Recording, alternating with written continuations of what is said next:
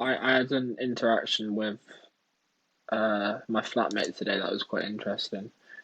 Where he said like where his friend was round and like I didn't know his friend and the first thing he said was I like the podcast and then I was like how do you know about that and he was like oh my flatmate told me. No, yeah. So my flatmate um told me I didn't know my flatmate watched it. And then I started getting in a debate with my flatmate because he said, "You guys are too um, theoretical," which I understand. That's probably the biggest argument, like against some of our points, which I What get does it. he mean by And that? like in, he's like very well. He's an atheist and he's like a practicalist, which I then say like, and then he said he didn't like Young's work as well. Um, so he's already basically like the opposite to us. And then I asked him, so you don't believe in spirituality? And he said no. And that was interesting. I didn't argue with him about it because I had to go and stuff, and I didn't really delve deep into it. But yeah, and okay, so maybe there's a lot of people that actually don't believe in spirituality. Or is there an argument that it's all bullshit? It depends what we're talking about when we say we believe in something. It's like I understand people's position because a lot of the abstract woo woo like energy, vibration, frequency, manifestation, all that spirituality stuff, yes, it seems so like superficial and just made up. But to me, spirituality are the parts of life that we can't explain with the rational human mind, the parts of life that are a little bit mysterious, a little bit abstract, but actually they have a big way on our experience of life and the quality of experience that we have here. Like the feeling of love, the feeling of connection, the feeling of meaning that we derive from our experience, the sense of self that we have, right? Beyond the person we pretend to be or we act as in the world, who we really feel we are inside. All of that I count as spirituality. This isn't talking about God being, a guy in sandals in the clouds judging over us. This isn't talking about karma existing as a metaphysical force. This is like, well, your experience of life is as a spiritual being, in my opinion. Now, you could argue that's your mind or your brain or consciousness or whatever, but to me, they're all explaining the same thing. It's your humans are so interesting. We are aware we are alive. We have a sense of we have a sense that we are experiencing reality. That's to me, that's what my spirit is. My spirit is the part of me that's experiencing whatever's going on here. So I get why people have that perspective, and I think it's only a difference in semantics and how we what meaning we take from certain words and ideas. And the point that we're very theoretical, yeah, of course. Like we waffle for an hour every week about random shit, right? That's fine. Like we're not claiming to know how reality works. We're not claiming to know absolute truths. There is a definite difference between practical, functional, objective reality and what we talk about. But does that mean we shouldn't talk about it? Should we only talk about things that we know are true? Because I find the act of talking about it and being playful with my words and my ideas, that's enjoyable, even if I'm wrong. Because we're going to listen back to podcasts in 30 years' time and listen to our 19, 20-year-old selves and think we're idiots. But I look forward to that. But the thing about philosophy is I feel like there's no right answers to an extent. There's only subjective truths. Um, I think when you were saying about how I think there's an argument of well, if you don't believe in spirituality, do you believe in love? Do you believe in these kind of forces that aren't real and they're just emotion? It's almost like the spirit is the source of a feeling. Mm. Well, think about this, right? Think about my I have to caveat this with my expertise in this field isn't brilliant, so I'm just basically working off dribs and drabs of information. So Dribs and drabs. if people want to criticize what I'm saying here, like go for it. You have full freedom to. But the Greek gods, they've got gods of wisdom, gods of love, gods of war, you know, these mythological gods, right? To me, what that is they've just like created a concept that's tried to just be an overarching figure that represents some part of experience. That sounds, I'm chatting shit here. Let me try and actually break this down.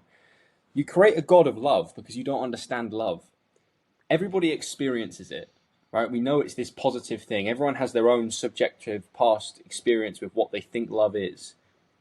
But we don't truly understand it.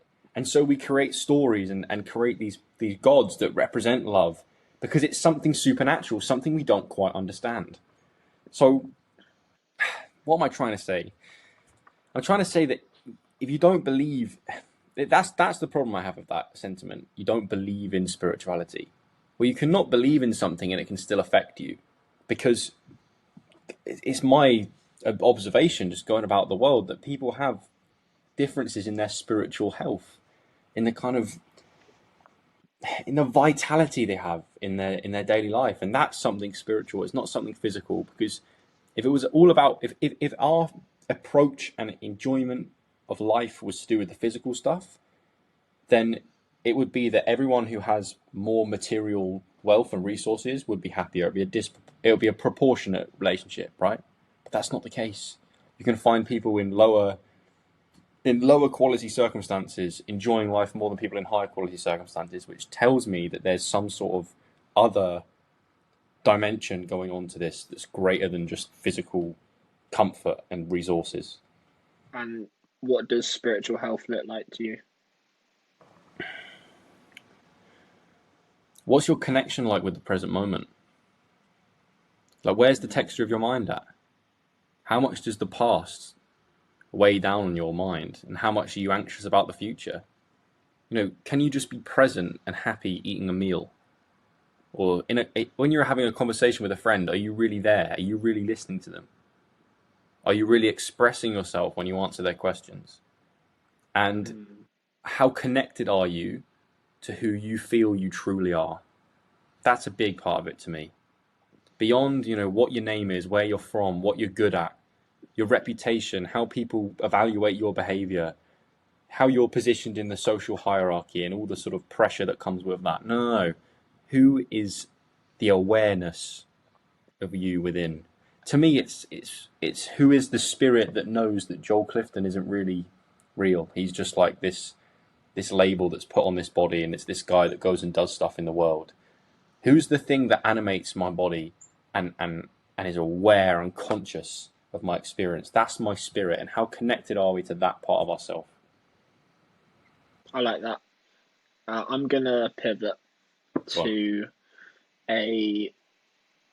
It's kind of maybe a conspiracy if you want to go down that lens. And I don't think it's particularly true, but I think maybe there is some truth in it. And I wanted to explore it because your opinion would be interesting as you are an athlete. So it's basically the idea that I spoke a previous guest who only I spoke to, Marco Williams. He had this video about how sports is scripted, and while at value, like that seems like it's not true, you kind of investigate it with boxing, and there's maybe some truth there with big boxing matches and kind of what's gone on recently in the boxing world. And then the thing is, when you add like all these sponsorships and all these brands that and all these like sport politics of loyalty within players, like is there a degree that there's becoming some sort of narrative, and is as an athlete I'd like to kind of get your opinion on it. Like all conspiracies, maybe something corrupt is going on. When there's massive amounts of money involved, the human ego is going to get involved, and people are going to twist the truth for their own gain. That's just a tendency of human nature. So, are some things, some big sporting events, scripted, or are there incentives for things to go a certain way? 100%. There could be. Whether I think it's the case in every situation, I don't think so. I think it's one of those conspiracies that is nice to ponder on and go, oh, wouldn't it be interesting if all that was a lie? But whether it actually affects all of our experiences of it, whether it's scripted or not, I don't. It doesn't really matter to me, I guess. Um, yeah, I think there's maybe different degrees in it. The Premier League's probably going to be more scripted than the British wheelchair basketball. yeah, Um, 100%, and that's a matter of size and the monetary value of it. Our sport, relatively speaking, makes no money, especially in this country. My sport only really makes money at a Paralympic level or a World Championship level. and I've never heard through the grapevine of anything being dodgy going on there. Apart from there was that scandal where I think it was the Russian wheelchair basketball team one year. I don't know how long ago, but they were faking disability basically. But no, like it's an interesting one. I obviously know that corrupt things happen in the world. So if it came out that some massive boxing match was scripted, I wouldn't be necessarily surprised. But equally, I wouldn't care that much. yeah, so to conclude, as far as you know, the Wheelchair Basketball Association, there's nothing sticky going on there. No one gives a shit about us. And I guess we can. I guess like we can branch this out to a different point, but like there's still so much. I want to say stigma is maybe the wrong word, but like it's still a disabled sport before it's considered a sport. Do you know what I mean? So it's like even if it got massive, it's still always going to be seen. Like if you didn't know me and you hadn't seen me play and you didn't know about my world, and you're just a stranger, say that I meet in a sauna or something, and I say that I'm a wheelchair basketball player, they'll view that as still like a participation sport, like it's not that serious, like it's just cripples trying to do some exercise. They don't realise that we have professional leagues and an international scene and things like that. And that's fair enough. That's just life. Like I'm not complaining. I'm just saying that's how it is. So we're never going to be in a case where things get corrupt. Mm, yeah, I think Which I kind of like actually. Let me just say that. Like I don't want to be a very well known athlete. It's like I'm known a little bit in the British community because I've played for a GB junior team and like people watch games in Prem every so often. But like I don't want to be. No one wants to be Cristiano Ronaldo. You might think you want to be, but no, I'm all right, thanks. I'm happy that I'm at a point where I found a sport where I can make a living, but it's not like as corrupt as say football is going to be or the NBA in America. You know what I mean? why don't you want to be known as that because of ego and fame? It's just yeah, that's not what it's about for me. It's not why I'm doing it. Um, I just It's about being like being an athlete in that process. two armies going to war. Yeah, man, it's about being able to manifest my competitive primal self, and it's also like I don't know how good I can be. That's quite exciting, isn't it? I'm just gonna keep doing a thing, keep trying at it, and see what the hell happens. Like I didn't think I'd be as good as I am now, and I'm not even that good. Mm. Go back to Joel 6 years ago and tell him he's gonna be playing in Prem and playing for the GB juniors, and like there's no way he'd think that was guaranteed. So it's like, well, what happens if I keep doing this for 5 years? Who I don't know, and I don't really care. I'm just enjoying the process, I guess. Do you know a guy called First Man? I think so. Is he He a had hungry looking bald bloke? yeah, he had this video recently about his it's quite controversial, but I do agree with it, even though I know people like some friends of mine won't. He was saying how like to be a fan, especially in kind of this British football culture that we live in, it's kind of that is it a scam the right word? I don't know. It's kind of a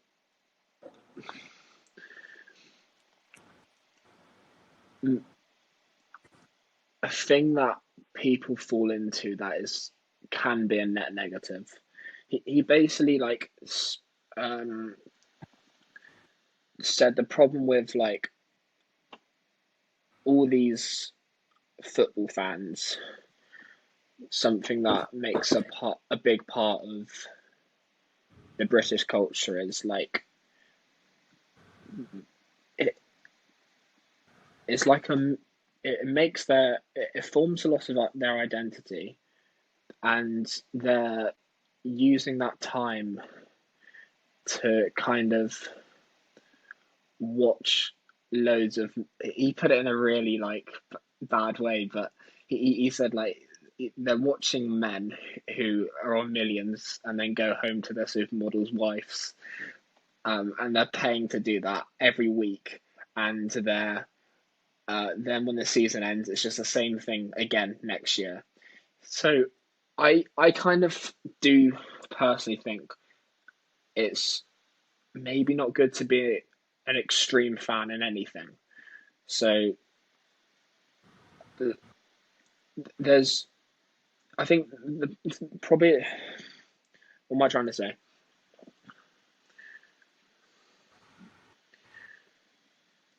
It just seems like to be a football fan is a lot of opportunity cost, where that time could be good, that time and that mental energy could be put into a lot of self growth. But then I think, like for instance, I'm a fan of someone like Joe Rogan, and maybe that's like to be a fan is actually okay, and that like you're just kind of supporting your interests. Like, what do you think? There's two sides to it, like every idea, right? One is, well, maybe going to watch a football game on the weekend with your dad or your granddad or your whole family. You sit around the TV, or you go to a pub, have a few drinks, have a laugh, watch the game. You know, get excited, enjoy yourself, how you relax on a weekend. That's excellent. Or you're a little kid and you watch football and it inspires you to go and do a sport, an exercise, and you want to play football in your school team. That's great. It's inspirational, and an opportunity for people to come together. You know what I mean? Build community. You meet someone who's also an Arsenal fan, and then you get on, you talk about their new signing or how you want the manager to get sacked or whatever. You're connecting with another human being on something that you relate on, right? Amazing, brilliant. That's one side of it, and that's a very valid side. The other side is, well, yeah, you are paying a lot of money and spending a lot of time and energy watching men play a game of football where you have to kick a ball into a net, and they're millionaires and they don't give a shit about you as an individual. You might love Mohamed Salah, but he doesn't give a shit about you. You're just a statistic to him. You're just another fan, right? And if he met you personally, he'd probably be a nice bloke. But the amount you're thinking about him, he's not thinking about you. And is that good on a deep level? I don't know. But it depends the approach you take to it.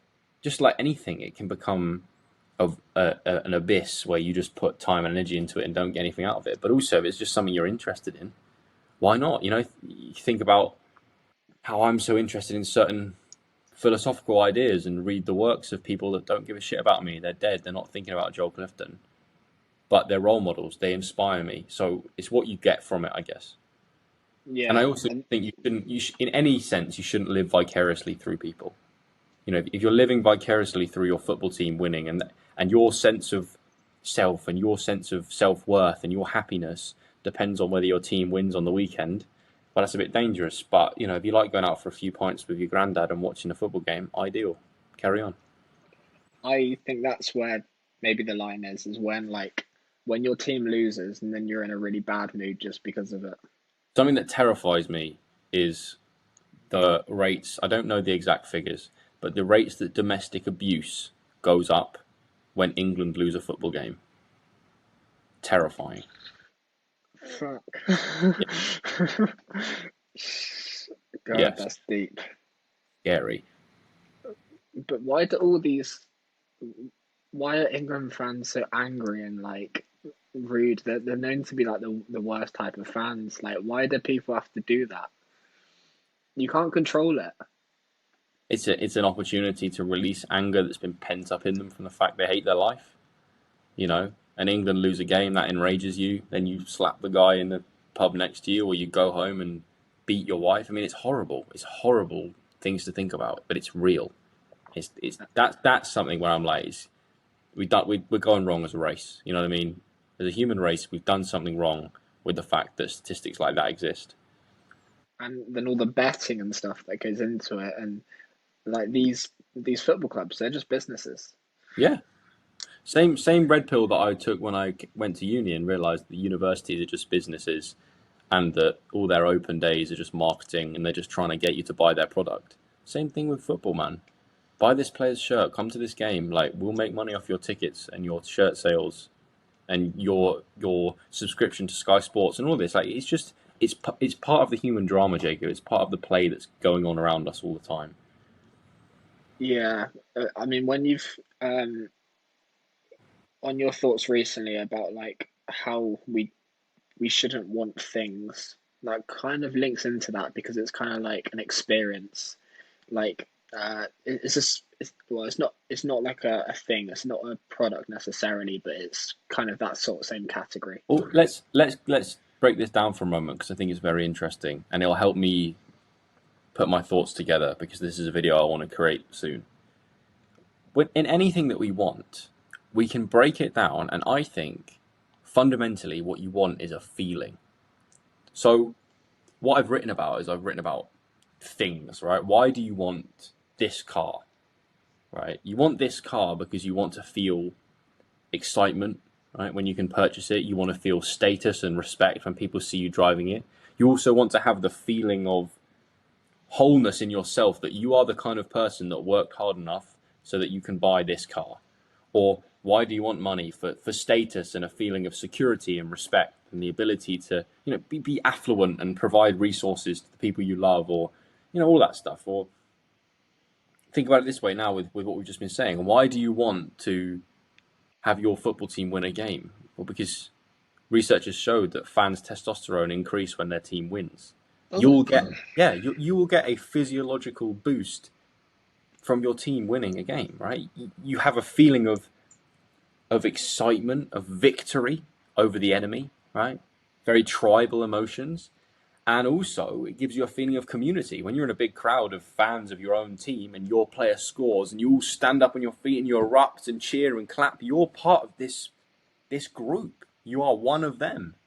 You know what I mean? You feel connection, like we talked about on that spirituality point. So I think behind all of my main point I'm making in my post and the video that I'm going to make is that in all the things that we want, we just think we want the thing. What we really want is the feeling that the thing will give us. And then why can't we just cut out the middleman and not desire the thing, but instead design our life, optimize our life for the feeling? And I have to give credit to Jimmy Carr for this, the comedian, because he said it on a podcast. He was like, "You only want the things you want because of how you think they'll make you feel. So why can't you cut out the middleman and just focus on how you want to feel?" And these feelings, a lot of them are very simple things like connection. You want this to get connection, Hmm. so why can't you just get connection? Well, we all just want people to love us, don't we? We all just want people to go, you know what? You're a nice bloke. You're pretty cool. We can hang out. Or you want someone to love you on a deep level. You want someone to hold you, and just feel your existence and tell you that you're a person of worth and of value. That's all we want, man. And I think the human ego gets involved with that, and we start desiring status, wealth, money, power. But really, the fundamental drive is you just want to feel connected to your reality, to the people around you, to yourself. What was your question? Why can't we just feel connected? Um, no, no, no. My question was just like, yeah, why do we want things? Well, yeah, we kind of went through that, didn't we? We want things because of the underlying feelings. And it's Mm. difficult because how do you just get the feelings without desiring the thing? And I I think, think I've got an answer. go on.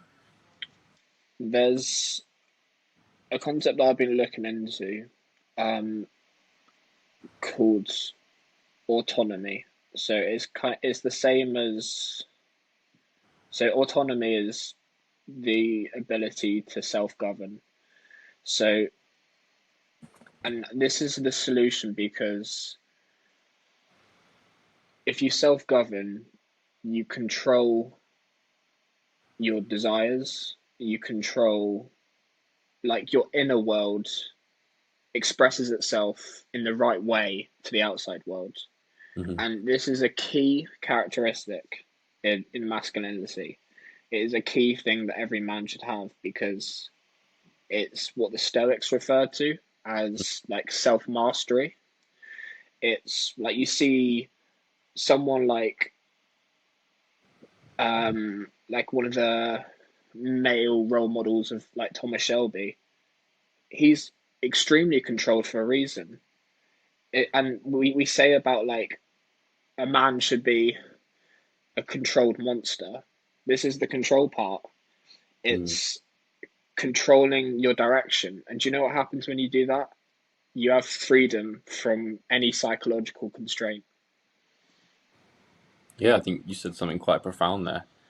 You know, Jocko Willink wrote that book, Discipline Equals Freedom, which sounds paradoxical when you first look at it. But the more you can control yourself, the more you can direct your behavior.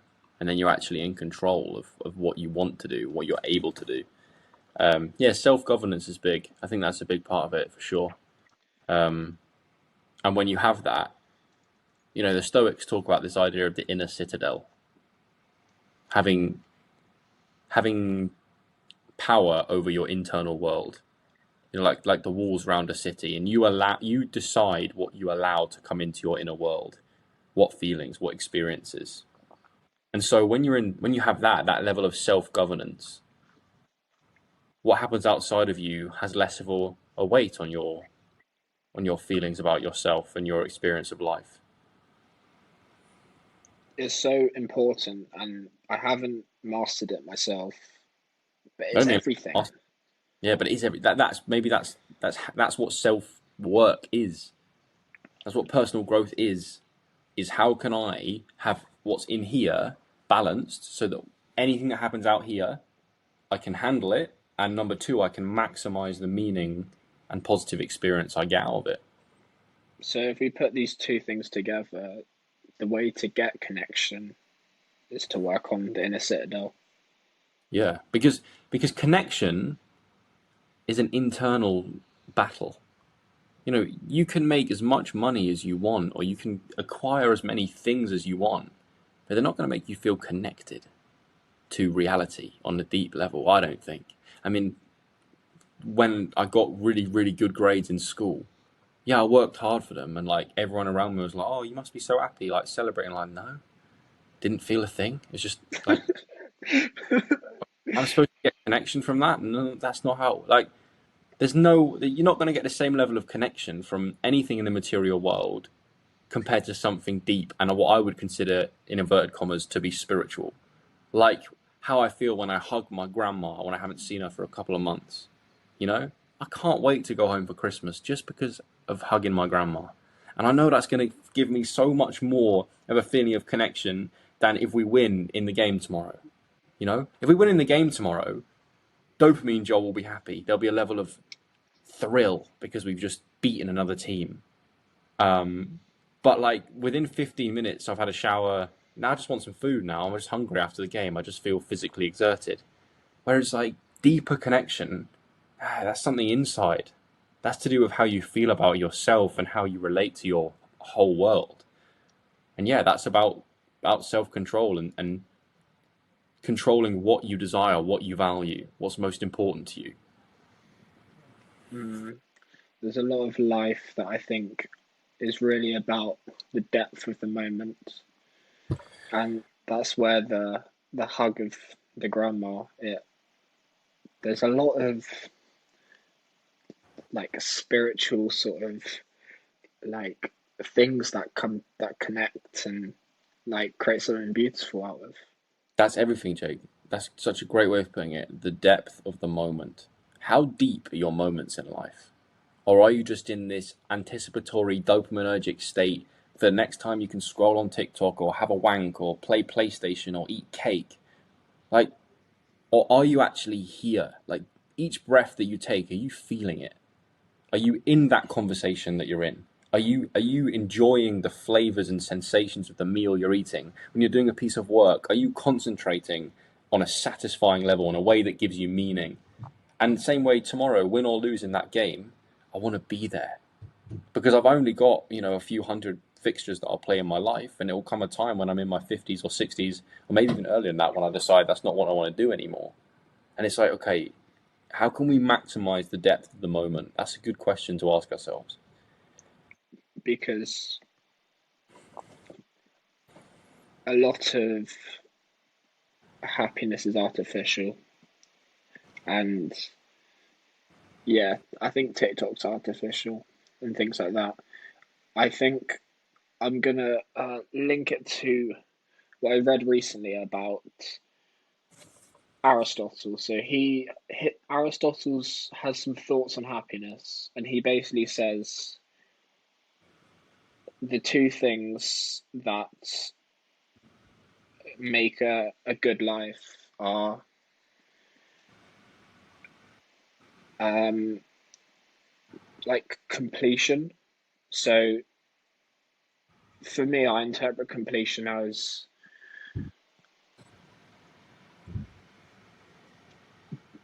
being somewhat complete in your inner world, and also maybe having the other half that completes you, things like that. And he also said, have the soul to be aligned with virtue. And there's another question of what is virtue, um, and that he says the states. I think I've got a definition here actually. The states of character that disposes us to act well, Mm, and are both conducive to and partially constitutive of human thought. Okay, let me say that again. The states of character that disposes us to act well, and are both conducive to and partially constitutive of human flourishing. Virtues are as means between excess and deficiency, balance between too little and too much. For example, to be diligent is between laziness and workaholism. mm, Courage is between cowardice and rashness. mm, And so, with all that said, I think that basically to me is the same as being on the line between chaos and order. mm. That combined with having the wife, having the balanced mental state, that's what Aristotle thinks creates a good life, and I think he's right. And maybe an extra element from my perspective is a level of completeness for the purpose of you as a biological organism, passing on your genes to your offspring, completing that family unit. There's you, there's your significant other, there's your offspring, all in harmony, enjoying the experience of life. You've worked on your character such that your actions are disposed to be positive in the world. And it's a great way of thinking about it. And that level of, not going for the extremes, but each good characteristic being in the center point or somewhere along the spectrum between two extremes. You can tell, I think, we talked so many times about this hidden versus observable metrics thing because I think it's so powerful. But one of the biggest hidden metrics in our lives are character. And we don't necessarily consciously articulate how powerful that is. But every time you meet someone, even if it's just in a small talk interaction, you're picking up their character through the way that they dress, the way their body language, the intonation of their speech, the eye contact they give you, the facial expressions they give you, the meaning that you sense behind what they say, the way you see them interact with others. Like you can pick up on people's character, i.e., people's level of virtue, how much their character disposes them for positive action. You feel that in the world, Mm. and how much of that leads to our outcomes in life and how we're treated by the world and the emotions and feelings that reflect back on us from the world. I think it's huge. And yeah, this character's built right. So all these, I think this is why like teenagers naturally are not meant to be fully happy because there's a level of building that has to then you don't get the result of completion straight away. You have to build all this up. And Mm, like it's the same way, like Aristotle said that you can't say that a child is happy. Like it's a child like can experience pleasure, but not necessarily happiness. And he also says you can't say that a cow is happy because they don't have that completion and things like that mm. either. So he's then using happiness in the sense of a wholeness of self. And a child can't have wholeness of self because it's done nothing in the world yet. Like what is it? It's still it what a child is, it's still a ball of potential. It could become anything right now. From a heroin addict, homeless on the street, lost and a lost soul and one that's been chewed up and spat out by the world, or it can be a hugely successful person in the material world, or it can be an absolute rock of its social community. But a child is just still potential. Same way that me and you as young men are still, the majority of us is potential. We've picked a certain few paths, but the next 50 years of our life could go in any direction. And so maybe that's why older people are so much happier on average, because they have that level of completeness. They know who they are. I mean, that's something that my parents talk about and elders around me talk about. The older you get, the more you know who you are. You don't know who you are initially. You have to go and do stuff and see what manifests in you when you're confronted with challenges in different situations. And that's a nice way of looking at happiness. And I think that is the difference between happiness and pleasure. Pleasure's a moment thing. Happiness is a deep self-evaluation. Because there's a part of you that knows if you're a waste man. There's a part of you that knows if you're a waste of space. You might not want to ignore that voice, but it's there. That conscience is there. You might not want to look at it, but it affects the way you feel. And so your character's important, man. And that gives you that sense, it's going to be difficult. You're going to have to go through difficult things to develop a good, strong character. But that's where you get deep happiness, I think, or fulfillment, or wholeness, or connection, or whatever you want to call it, whatever word you want to use.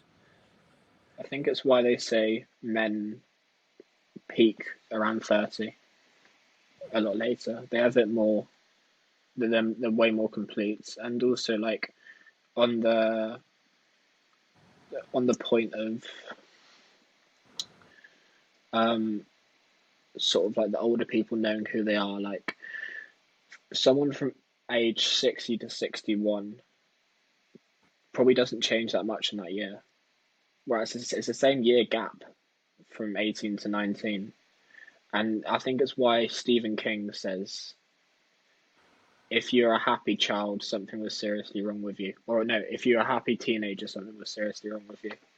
Mm. Because it's natural to, we're all in this, the change is hyper when you're young. It's more extreme, and then that slows down. I mean, mine and your brain aren't even fully developed yet. The prefrontal cortex of the male brain doesn't develop until around 25. Hmm. Interesting, isn't it? Yeah, I kind of noticed that. Like my brain, it feels different in the way that it works as I've got older. Yeah, that's it, man. Like a little bit. Like I can't really describe it, but yeah, that's interesting. Maybe that's what maturity is, and the female prefrontal cortex develops a lot earlier, and girls tend to be a lot more mature than boys during adolescence. Makes a lot of sense. And maybe that's Yeah. because the reproductive strain on them, you know? They had to mature quickly because in our ancestral times, girls would be having children very, very early. It's interesting. So It's interesting. why evolutionary did male brains not develop until 25? Who knows, man? Who knows? It's interesting. I'd have to read up on it because I don't know. It's a weird one, isn't it? I think maybe it's more that female brains had to mature faster because of the importance of their child caring responsibilities back in our ancestors' time. But I don't know. I'm not claiming to know anything. I'm just playing with ideas. It fascinates me though. It fascinates me because I feel like that's why during school well, not all, but the majority of my real friends were female. You know, I had male friends that we'd like have a joke around with and play PlayStation or whatever, but like the real friends that I could count on from in school, they were all girls because they had the emotional intelligence to actually have a good conversation with. Because your brain was developed from the self work, and then you wanted to relate with people with a similar prefrontal cortex. Well, I just think I was a weird kid, Jake. You know, being the kid in the wheelchair, you can't hide. You know, you can't hide. You're different, and it's obvious. Everyone notices it. So I don't know what it is. I don't, and I don't. I want to avoid sounding like a pretentious arsehole because I didn't choose to feel the way I do about life. It just sort of happened. You know, Mm, I think I think a big part of it is my upbringing, my mother, my family environment, and my disability, and the different mm. perspective that's given me on things. I think I had to grow up faster because you are a you do stick out like a sore thumb. Yeah, that's interesting. You grow up faster because maybe you have to deal with more psychologically, Yeah, just by default. but I'm not complaining. You know what I mean? I wouldn't change it for the world. It's just interesting. I'm just trying to do a level of self reflection. Mm. Um, I want to ask. There was this guy in my group, one of my group projects, and you were telling me about like how he's doing this data analytics course, wants to be an accountant, and it got me thinking because when I was 15, I didn't know what I wanted to be, and if someone asked me, I might have said accountant. But this guy, he was saying like, uh, what if I go through my degree and then I realize I don't want to be an accountant? That's not what I want to do. And this is one example. Another example is there's a girl who I used to work with who spent 3 years training to be a nurse and then dropped out to, I think she does like dog walking or stuff, something now. And so this happens all the time. How do you avoid it? You don't. You don't avoid it. You accept it as a necessary burden of doing stuff. You might get to the end and not like it. You might midway through not like it. But it's still better to try at something than do nothing and wait for your inevitable death to hit you in the face, having never tried anything. I mean, think about this way. I think about this, Jay, because these are good questions I need to ask myself. What if I move abroad to play basketball and get lonely? Isolated in a new country, don't really know the language, not really getting on with my teammates, but yet I'm contracted to be there and train and play. What if I publish my book and nobody reads it? Nobody likes it? You know? What if it doesn't work out? What if I don't enjoy it? These are good questions. And they're real. You know, I don't think it's necessarily something we should avoid. I think it's something we should be aware of. We should invest in thinking about. Yeah, everything could change. You could be in a relationship with someone for 10, 15 years and then fall out of love with them. You could drive up through a career for 20 years and then hate it when you get to the top. There's a chapter in one of Ryan Holiday's books. It's got to be. I've read two of them stand out most to me. Obstacle is the way and ego is the enemy. So it must be one of these two that I read. And the final chapter is be willing to start it all again. I think what a great way to end a book like that. That's the stoic mentality. You know, you work hard on yourself, you build that self governance, you try and be positive in the world, and it could all come crashing down in front of you. But you have to be willing to start again. What do you do with that, like that feeling of I've wasted all that time But is it wasted with time, Jake? Is it though? Because think about this. We are hurtling towards our death at a very slow rate, subjectively, right? It all being well, me and you have probably got, looking at statistics, 70 years. Right? We're heading to what is going to happen. We're going to die, right? And everything is just a way to pass the time between now and then. That's it, right? So if you try at something, you enjoy that process, and then you decide you don't want to do it anymore, it's not wasted time. You enjoyed the passing of time for that period. So maybe the example of the girl is don't stay with her when it continues to be bad, just because you've already built all this up. And like if it's a relationship which you're not enjoying for months, then it's you wouldn't want to carry it on. Well, just because it's almost like a puppeteer of the past argument. It's like you don't want to be controlled by the past. Well, the brain hates uncertainty and hates change, right? And your identity is founded upon all the things you've done in the past, all the overt and covert social contracts you've engaged in, your relationships, the way that people evaluate you, your reputation, right? You're kind of caged in by all this shit. The things you do for a living, and changing all of that is terrifying because who are you then? Imagine if you have a level of ego attachment, you're connected to the things you do and the person that the world perceives you as, and the relationship you're in, and the friend group you have, and the way your parents brought you up, and the things that they wanted you to do as an adult, and then you gave up, or not gave up, but you transitioned out of all those things, then who the fuck are you? Very interesting. And I think that's something that's different from me, right? I don't identify with basketball as a reflection of who I am. It's a thing I do. And it's something that I want to buy this book, man. And I might buy you. If I buy this book, I want you to read it after I read it. It's from a guy called James Hollis. He's like this old bloke now, but he's like a modern Jungian psychologist. Jungian psychologist. He wrote this book called What Matters Most.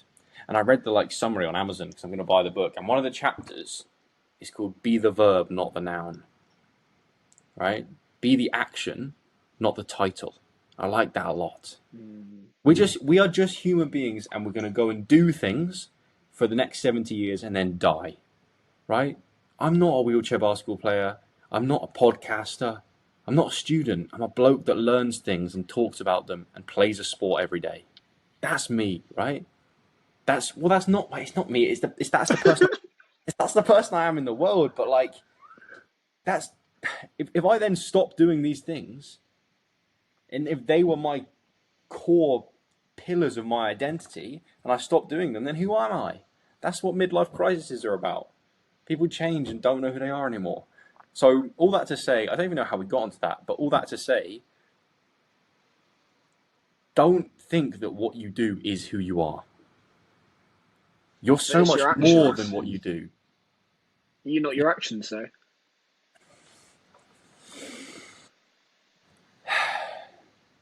Yes, who you are now in the world is based on what you've done. But that doesn't mean that's all you're ever going to be. You know? Mm. Yeah, you got to be formless and weave and Exactly. like water. You like water.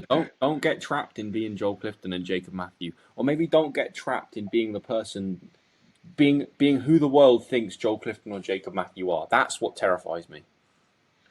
That's kind of that's kind of the dissolution of the ego and the self. It was interesting when you said the other week about how a plan B shouldn't be rigid. Maybe nothing of these things should be rigid. There should be no rigidity in life. Just like direction and aim. Just awareness and presence and character. That's what life's about. The specifics of what you do, I'm not that asked about. I know I'll be alright because if you've got character and presence and connection, you're good. You are good. Mm. You know?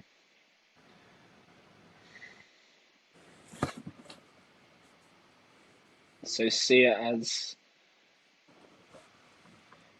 the changing of relationship and the to sort of summarize and the changing of the job you've invested in as a new opportunity. Well, I'll put it in this frame for you. It's quite a funny way of looking at it, but and a very sort of bro philosophy way. But there was this when I was really into fitness and like getting jacked. Um, I used to watch this YouTuber called Joe Delaney, and I've talked about him with you a couple of times before.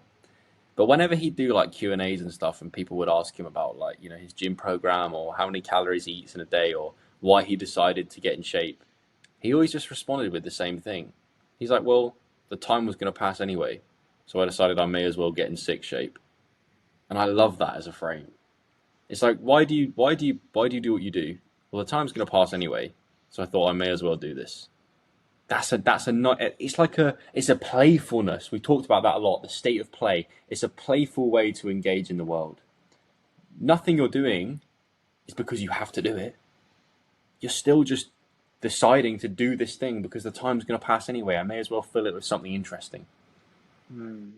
Fill You know, it we with we develop these feelings of obligation in our lives because of our what our identity is founded upon and what our reputation is founded upon. But this is something that actually my sports psychologist was baffled by when I said to him, like, I'm happy to retire from basketball. He was like, I just don't understand, like, why? And I was like, because when I retire, it will just be something cool that I did. yeah. I don't have to do it because I've always done it. That's that is a really nice way to look at things. Hmm. I I do it to do something with the present moment Because and that's all we have. get some depth from it.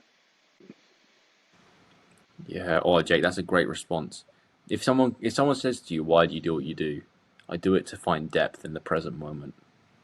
Mm, yeah, that's a um, good. One of my last points is I was reading. Have you ever read Lying by Sam Harris? Ages ago, yeah, ages ago. I read it yesterday and got quite a lot. I got more from it than I thought I would. Like the topic of lying is it goes deep, and one of the things that Sam said is like we live in a world of lies. Like from the performance as the self as the actor and to the girl who wears makeup to cover the lie. No, to for the makeup being a lie. Um, to all of the corporate world, we live in a world of lie, and how these. Let me look at my notes. Actually, I don't want to waffle.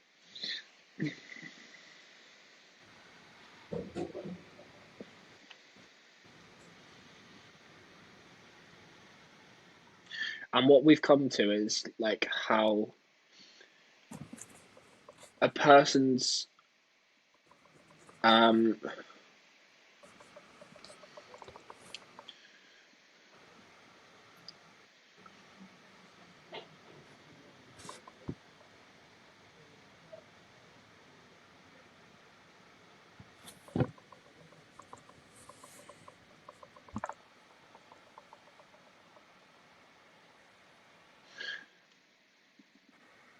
yeah, and he also spoke about so one point is like how everything's a lie around us, and another thing is kind of how they grow and develop, kind of like as Peterson said before, as like they they grow as a hydra kind of when one one's cut off another two spread, and so then I think like okay, a lot of people must be living a lie then, and the more a person, he said this one line, the more a person's well-being depends upon a correct understanding of the world, the more consequential the lie. And I guess what that means to me is we don't know anything. and these lies just like they try and make understanding of the world. They try and bring understanding, Mm. um, and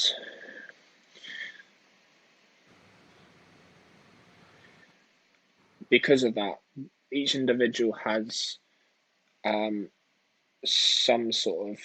They try and claim some sort of understanding, but when you talk to someone, it's like it's a mirror of lies which comes out. It's yeah. Do you kind of know what I'm trying to like start with? Yeah, we live in a world of illusions, man. From what matters, what we should value, what we should care about, what's actually going on here, what the purpose of human life is, what we should desire, who we should spend our life with, who we should care about. Um, it's all an illusion. You know, everyone has an incentive and a story they want you to believe, whether it's an advertiser or a friend or your mum or a religion. It's all just a narrative, an illusion of a way that they want you to think about the world. And and so I think you have to find your own truth, what feels truthful to you, and speak and act in that way. And I didn't realize until I got older how dangerous lying was, because the great thing about lying is that it works in the short term, like it really works. Like you can weasel your way out of situations, you can wrong people and gain from it just with lying. I mean, it's a superpower. But I love the frame that Peterson uses, that every time you lie, it's like you twist the nature of reality slightly. You move it a couple of degrees, right? And just like there's two frames for it, right? You think about the twisting reality a little bit, moving it. It's that frame that if two boats are going in two different directions, but they're only different by like 1 degree, they travel for however many miles, they're going to be super far away. So then your idea of reality and how things actually are is so different because at each point you've chosen to just fracture yourself away from truth by telling a lie. That's one way of thinking about it.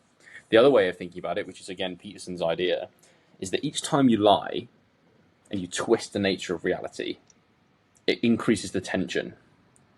And it's like each lie, it's like you've got a rubber band, right? And each lie is increasing the tension and stretching that rubber band and stretching that rubber band and stretching that rubber band until eventually you forget how many lies you told, the lies pile up, and you get found out. The truth leaks out, and the elastic band gets pinged and snaps your whole reality apart. Because who you Yeah, thought you were, the way you thought your life was, who people thought you were, is completely changed. The flaw on your reality falls through, and then you're in hell. And then what do you do? You know? then you have to go back and tell the truth from all Mm, those lies. Yeah, Sam Harris said the only um, argument for lying is if you're guarding Anne Frank and there's some Nazis at your door and they ask, "Is she here?" mm, So, like, it's not a black and white answer. You should no. always tell the truth. Um, but 99% of the time you should. Mm, So maybe unless unless telling a lie would increase your life, then like yeah, because I mean I guess there's an argument of well, if you say no, then the Nazis are going to go to the next house, and then they might kill someone wrongly just because you did that. But it's a hard one. mm, mm. So that's a great book that from Sam because it's so short and succinct, but there's Yeah. a lot of value in it. And I think if you try and tell and act the truth, your life goes in very cool ways that you can't predict. Mm. Have you read any other of Sam's work? No, no. Mm. Yeah, that's probably his main one, isn't it? Most famous book. I mean, he's known as a speaker and He's been on everything. You know. But yeah, man. You got any other points before we wrap up? We've done just under an hour. No, unless you wanted to say anything about your one of your YouTube posts. No, man. I think I could save them for other times because they'd be a full like maybe 20-minute ramble. But you've enjoyed today. You came with some good stuff. So yeah, good. Thanks everyone for listening.